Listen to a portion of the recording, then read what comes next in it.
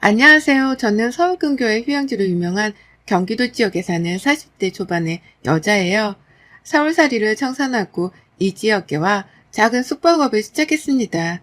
코로나 때문에 한동안 많이 힘들긴 했어도 꾸준하게 나들이를 떠나와 주시는 가족분들을 모시며 지금은 다시 북적거렸던 원래의 모습을 되찾아가고 있습니다.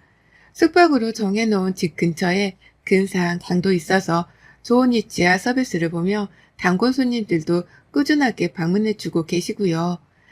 함께 일을 시작하기로 하고 서울을 떠나왔던 저희 남편도 저하고 같이 머리를 맞대고는 열심히 일을 키울 생각만 하고 있습니다. 큰 욕심은 없지만 이대로 나이 들어서까지 저희 부부의 수입을 책임져 줄 일이기 때문에 지금보다 더 잘 되었으면 하는 마음은 들더라고요. 그리고 나이를 한두 살씩 더 먹어갈수록 노후 대비를 꼭 잘 해놔야겠다는 생각이 커졌고요. 사실 저희 부부에게는 아이가 없습니다. 애초에 가질 생각도 안 했었고 둘이 사는 시간이 늘다 보니 이대로 둘이서 편안하게 각자 몫의 삶을 살아내며 사는 게 편하고 좋더라고요. 그래서 어떻게든 둘이서 더 나이 들어서까지도 잘 지내볼 생각 말고는 해보면서 살지 않았습니다. 저희 친정 부모님도 나이가 드셨으나 두 분 다 아직 건강하시고 노년 대비를 잘 해놓으셨던 덕분에 자식인 저나 여동생이 크게 신경 쓸 일도 없었고요. 아버지가 젊으실 적 회사 다니고 주식을 하면서 벌어놓으신 돈으로 지금 현재 엄마랑 여행하며 참 편하게 살고 계시거든요. 자식들이 걱정하는 걸 보기 싫다면서 병원도 꼬박꼬박 정기점검을 받으러 다니시고 자식에게 짐이 될까봐 오히려 지금까지도 용돈을 퍼주려 하면서 어른으로 보이고자 하시는 분들이었습니다. 그러나 저나 여동생도 부모님 마음 편안하게 해드리고자 독립해서 잘 사는 모습을 보여드리려고만 하는 편이었죠. 모든 부모가 다 저희 부모님처럼 독립적이고 자식에게 짐이 되지 않고자 노력하며 사시는 줄 알았는데요. 결혼을 하고 나서 겪게 되는 저희 시부모님을 보면서 제가 얼마나 축복을 받은 자식인지에 대해서 뼈저리게 느꼈었답니다. 염치도 없고 자식에게서 받는 걸 당연하게 생각하고는 오히려 큰 목소리를 내는 저희 시부모님을 보며 솔직히 오만정이 다 떨어졌네요. 결혼하고 1년밖에 되지 않았던 그 시절에 이미 온정이 다 떨어져 나갔던 겁니다. 시부모님은 사이가 정말 별로세요. 어쩜 저렇게 볼 때마다 잔소리를 주고받고 승질난다며 화를 내면서도 여태 결혼 생활을 유지하고 있는 것인지 신기할 정도로 말이죠. 며느리인 제가 세가족으로 들어왔을 때부터 눈치도 보지 않고 부부싸움을 하는 모습을 잘도 보여주셨던 분들이셨는데 그 짓을 여태까지 이어서 하시더라고요. 대체로 시아버지는 아무 경제활동도 하지 않고 아무런 살림살이를 거들어주지도 않으면서 잔소리만 퍼부으며 욕을 먹는 스타일이셨습니다. 시어머니는 눈치 보는 시아버지를 콕 집어 한 번 더 잔소리를 하고 한 번 싸우게 되면 옆집 이웃까지 뛰쳐나올 정도로 소리를 지르며 시아버지를 이겨먹고자 하는 분이셨고요. 서로 으르렁거리는 성질이 만만치 않았는데 하필 그런 두 분이 부부로 만나게 되었으니 싸움의 정도를 가늠하실 수 있겠죠? 이걸 전 바로 옆에서 지켜보며 정말 저러고 사느니 차라리 남남이 되는 게 낫겠다면서 혀를 둘러대곤 했었어요. 그리고 무엇보다 여전히 제 남편이 시부모님의 뒷바라지를 해줘야 한다는 사실조차도 저는 너무 힘들었었죠. 멀쩡히 벌어오는 우리 부부의 수입으로 우리끼리 잘 저축하고 미래를 설계하며 살아도 모자란데 그 와중에 시아버지는 저희 아버지를 따라서 주식으로 돈을 벌어보겠다며 주식에 뛰어들었다가 홀딱 말아먹으셨답니다. 그게 벌써 10년도 더 지난 일인데요. 아직 그때 시아버지가 만들어내신 빈 6천만 원을 제 남편이 갚고 있어요. 그러는 와중에 시부모님 생활비도 대드려야 하고 용돈도 드려야 하고 오만 아픈 몸뚱아리 치료비까지 다 저희 남편에게서 돈이 빠져나가게 되면서 돈 모을 일이 정말 없었습니다. 천만 다행이죠. 저라도 돈을 벌고 있었던 게 말이죠. 하지만 그마저도 저희 부부가 숙박업 사업을 하겠다고 지금 사는 동네로 이사를 오게 되면서는 힘들어졌어요. 저조차도 벌어오는 수익이 사라졌기 때문에 당장 쓰고 모을 돈이 급했거든요. 그걸 잘 아는 남편도 최대한 제 앞에서 시부모님 말을 안 꺼내며 돈 걱정을 하지 않게 해주려고 노력을 했고요. 그러다 보니 점점 남편도 적당히 부모님을 모셔야 한다는 걸 알아챈 듯 보였습니다. 적당히 돈도 챙겨드리고 적당히 뒤를 봐줘야지만 시부모님도 스스로 뭔가를 해내려는 생각을 하지 않겠냐 하고 말이죠. 그래서였을까요? 저희 부부가 지금 사는 곳으로 이사를 오고 난 후로부터는 남편이 시부모님이랑 그리 가까이 지내는 것 같아 보이질 않았습니다. 전화도 바쁘다는 핑계로 안 받기 부지기수였고요. 한 번은 남편이 전화 좀 받게 하라며 저한테까지 연락을 하셔서는 어머님이 닥달을 하시더라고요. 옆에서 남편은 어떻게 구워 삶았길래 부모 전화까지 무시를 하냐면서 말이죠. 하여간 얽혀봤자 저로서는 좋은 소리를 못 듣는 편이었기 때문에 최대한 모른 척하고 살려고 했어요. 웬만하면 남편에게 시부모님 일을 넘기려고 했고 웬만하면 저는 제 일만 하면서 제 속 편하게 살고자 했습니다. 그러나 이런저런 시어머니는 고가워하시더니만 결국 사단을 내시더라고요.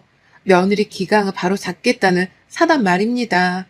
저희 시댁에는 시부모님만큼이나 남편의 골칫거린 존재가 하나 더 있었습니다.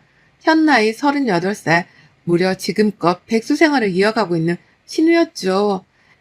애초에 잘 될 사람이라는 가망성이 있는 사람도 아니었고요. 학교 다니는 내내 공부하고는 담을 쌓고 살았다 하고 겨우겨우 대학까지 어찌저찌 보내놓기는 했지만 들어가서 남자 만나고 술 마시면서 사고쳐서 경찰서까지 불러간 이력이 있는 사람이었습니다. 저도 이런 디테일까지는 모르고 결혼을 했는데 결혼하고 나니까 남편이 창피해서 말을 못했다며 사실을 털어놓더라고요. 하여간 제가 시댁 얘기를 듣고 생각보다 처지는 조건과 환경 때문에 놀라지 않은 적이 없었던 것 같네요.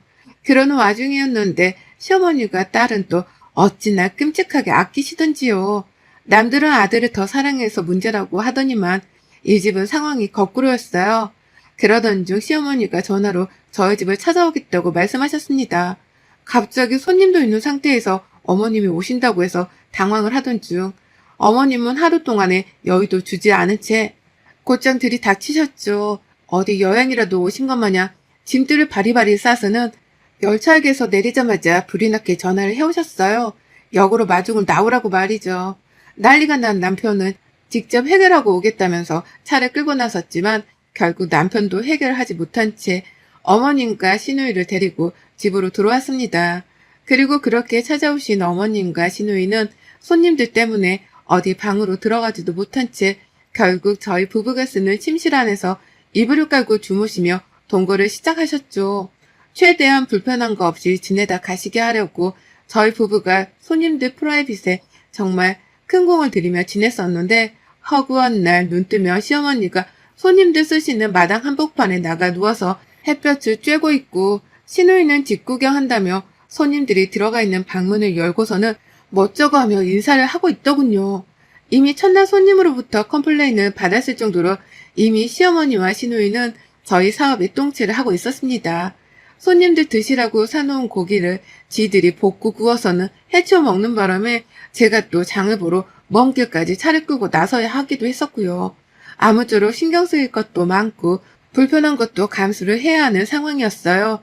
빨리 가시라고 해도 두 분은 오랜만에 여행 와서 좋다며 아예 짐을 풀어버렸습니다. 남편이 시누이를 따로 불러 얘기를 해도 시누이는 듣질 않았어요. 우리 오빠 언니한테 꽉 잡혀 사나 보네. 엄마가 오랜만에 찾아오셨는데 지금 손님 눈치부터 보는 거야? 라고 하면서 오히려 저 때문에 남편까지도 독하게 변했다며 저까지 나무라더라고요. 시어머니는 맞는 말을 한다며 수긍을 격렬하게 하며 더 격렬하게 내 집에 눌러 살고자 하셨고요.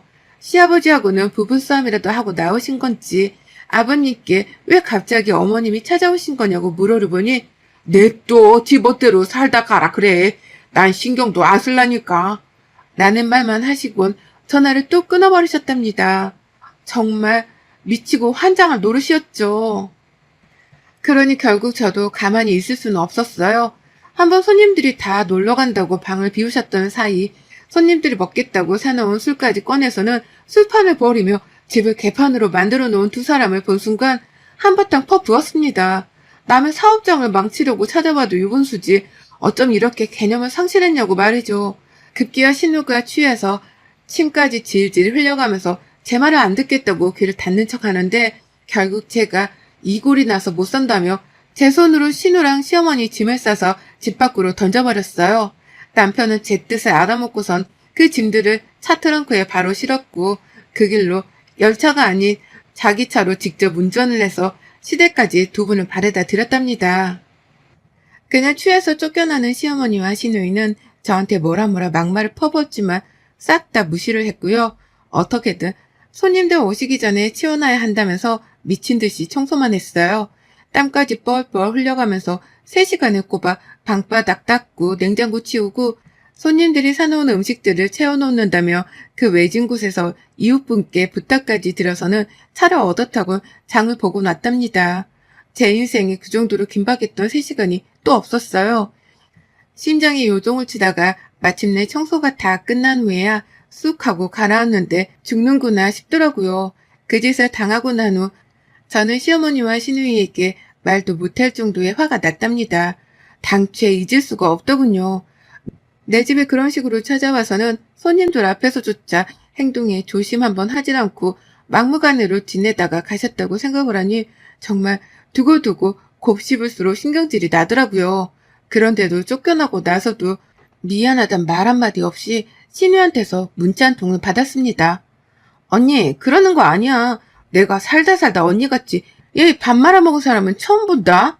우리 엄마니까 이 정도에서 끝나는 거지. 다른 집 시어머니 같았으면 언니 벌써 영혼이 탈탈 털렸어. 라고 하며 저를 비하는 되더라고요. 자신들에게 큰 실수를 한 걸 평생 반성하면서 살라는 말까지 덧붙이며 말이죠. 와, 뭐 이런 게 다 있나 싶더라고요. 내가 열심히 산다고 나 스스로에게 여행 한번 제대로 시켜준 적도 없었는데 이젠 하다 38 먹고 백수로 지내는 시누이한테까지 잔소리를 들어야 하나 싶어서 말이죠. 그래서 저희 집 개를 데리고 떠났습니다. 우리 집 마스코트였던 리트리버 개를 말입니다. 전 아무것도 한 것이 없었어요. 사랑받고 자라기만 한 우리 집 철딱선이 없는 리트리버 뚱이를 데리고서는 차에 탔더니 남편이 지그시 묻더라고요. 어딜 가냐고 말이죠.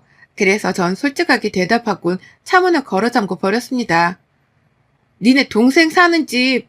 라고 말을 했거든요. 시댁에 간다는 걸 알고는 남편이 필사적으로 절 붙잡으려 했지만 소용없었어요. 이미 배는 떠났고 저는 그 길로 우리 뚱이를 데리고는 시댁에 도착을 했네요. 사실 뚱이 집안에선 정말 사고 안 치고 잠잠한 아이인데요. 남의 집이나 동물병원이라도 가면 새로운 환경에 신이 나서는 어쩔 줄 몰라 하며 돌아다니는 녀석이었습니다. 절대로 사람을 물고 하는 그런 공격적인 성격도 아니었고 다만 사람을 너무 좋아라 해서는 방방 뛰며 어쩔 줄 몰라 하는 힘 좋은 녀석이었죠. 새 공간에서 배변 훈련을 따로 시켜주질 않으면 어디다가 똥을 누고 오줌을 싸야 하는지조차 몰라서 애를 좀 먹게도 만들었고요. 그런 뚱이를 데리고 시댁에 간다고 하니 남편은 무슨 일이 벌어질지 미리 예측을 한 거예요. 그리고 전 남편이 예측한 그 상황을 만들어 보겠다고 시댁으로 뚱이랑 쳐들어간 거였고요. 시댁에 도착을 한 순간 뚱이가 신이 나서는 집 안으로 뛰쳐 들어가는데 시부모님이랑 시누이가 난리가 났답니다. 저희 집에 왔을 땐 얌전한 뚱이를 봤었겠지만 이번엔 달랐거든요. 새로운 환경에 적응해보겠다고 신이 난 뚱이가 여기저기 막 지멋대로 방문을 열어가면서 뛰쳐 들어가는데 시누이가 즐거움을 하면서 베란다로 뛰어 들어가더라고요. 그걸 보고는 걔를 무서워하는 시아버지가 따라서 베란다로 뛰쳐 들어가셨고요. 시어머니는 잠시 사태 파악을 한다며 한동안은 뚱이 뒤를 쫓아다니면서 이러지 말게 혼내라면서 저를 닥달하시더니 결국 얼마 못 가서 안 되겠다며 방문을 걸어 잠그곤 들어가 버리셨습니다. 그 방 하나라도 걔가 들어오지 못하게 하려고 사수를 한 것이었죠. 그렇게 졸지에 시어머니는 안방에 갇히셨고 시아버지는 베란다에 자진해서 갇히셨어요. 신우는 간당간당 밖을 나오긴 했으나 뚱이가 하도 뛰어다니면서 여기저기 배회를 하다못해 큰 실내를 거실 바닥에 여러 군데 해놓게 되면서부터는 아예 베란다로 컴퓨터를 들고 들어가더라고요.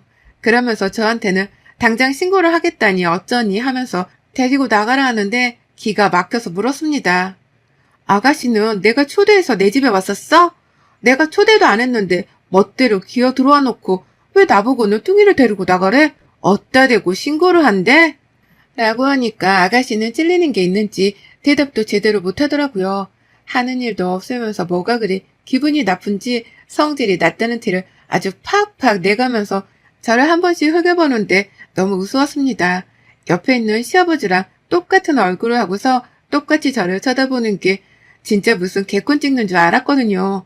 그 사이 시어머니가 밖에서 막 나가라며 소리를 치며 문을 두드리셨는데요. 저희 개가 놀래 소리를 지르니 문 두드리는 소리도 한 방에 사그라졌어요. 저는 그렇게 무려 1시간이 넘도록 시댁에 눌러앉아 있었습니다.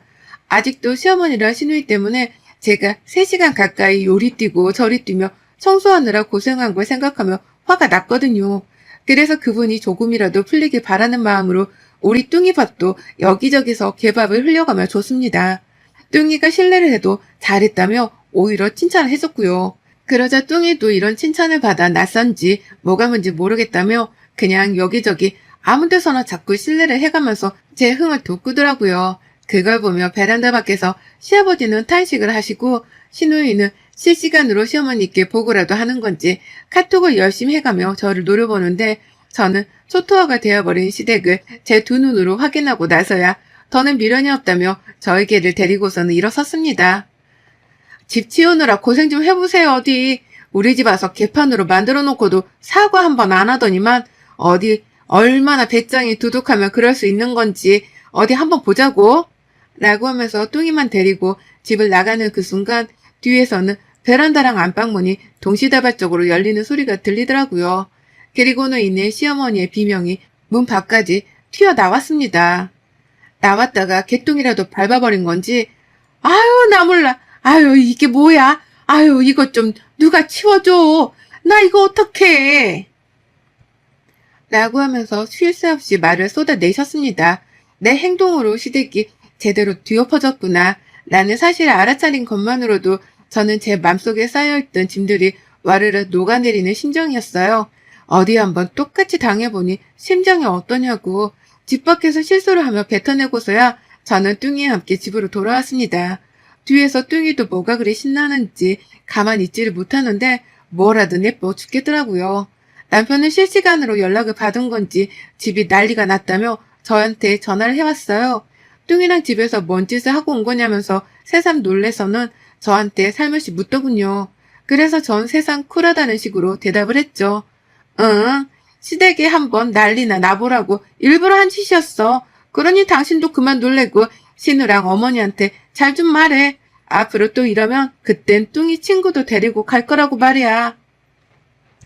그러자 남편도 뚱이 친구들을 머릿속에 떠올린 건지 내가 잘 말할 테니까 조심해서 운전해와. 라는 말을 마지막으로 전화를 끊었습니다. 뚱이 친구들이 어쩌다 한 번씩 저희 집 마당에서 뛰어놀라고 모이곤 하는데요. 그때마다 정말 개판이 벌어지곤 했거든요. 남편이 그걸 상상했던지 그런 일까지는 일어나면 안 된다는 마음가짐으로 단박에 전화를 끊었어요. 시누이는 남편에게 주의라도 받은 건지 더 이상 저에게 건방을 떨지 말아야겠다 싶은 자세로 이제 또 이러지 마요. 우리 또 그 집 안 찾아갈 거고 이제 다신 보고 살지 말자고요. 라는 문자를 보내왔어요. 다시는 안 보고 싶다 통보를 해야 할 사람은 나인데 지가 먼저 선수를 치고 말하는 게 웃기더라고요. 끝내 자존심 하나는 지키고 싶었던지 경고를 날리는 꼴도 우스워 보였고요. 그래서 바로 제가 운전을 하다 말고 차까지 세워서는 칼 답장을 해줬습니다. 또 까불면 그때 내가 우리 뚱이 친구들 데리고 또 쳐들어간다. 우리 집 또 찾아와서 깽판 쳐놓으면 내가 똑같이 니네 집으로 쳐들어가며 더한 깽판을 쳐놓는다. 경고 날릴 생각부터 하지 말고 어떻게 하면 사과할지 그 생각부터 해. 우리 없으면 니네 집 생활비도 반토막 나는 건 알지? 라고 말이죠. 시누이는 돈 가지고 갑질을 하는 거냐며 잠깐 흥분을 하는 듯 보이더니만 다신 이런 일이 없을 거니까 우리 집에 오지 말란 말을 다시 남기고서는 더 이상 문자를 읽지도 보내지도 않았답니다.